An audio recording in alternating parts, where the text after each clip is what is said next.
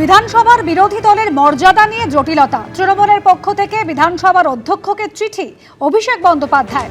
চিঠিতে শোভনদেব চট্টোপাধ্যায়কে বিরোধী দলনেতা বলে উল্লেখ।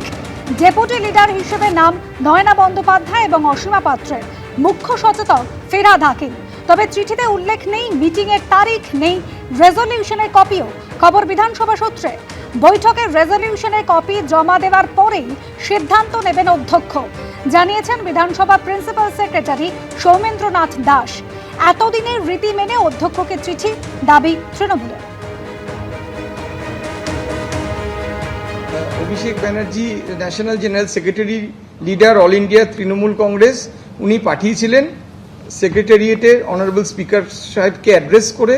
তাতে লেখা ছিল যে leader of opposition has been unanimously resolved যে Shri Sovandeb Chattopadhyay, deputy leader of opposition Asima Patra and Nayna Bandyopadhyay এবং চিফ হুইপ শ্রী ফিরহাদ হাকিম।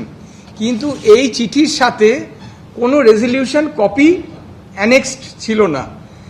উনি আমাদের বলেন যে এই রেজলিউশনের কপি ওনারা আগে ফার্নিশ করুক, তারপরে আমি পরবর্তী সিদ্ধান্ত নেব। তার কারণ হচ্ছে এই চিঠিতে বলা আছে রেজলিউশন হয়েছে, মিটিং হয়েছে, কিন্তু মিটিংয়ের কোনো ডেট নেই। কবে মিটিং হয়েছে, কজন সই করেছে, কারা কারা কনসেন্ট দিয়েছে, আমরা এই চিঠি থেকে স্পিকার সাহেব বুঝতে পারেননি। সুতরাং উনি এটার উপরে বেস করে কোনো সিদ্ধান্তে আসতে পারেননি।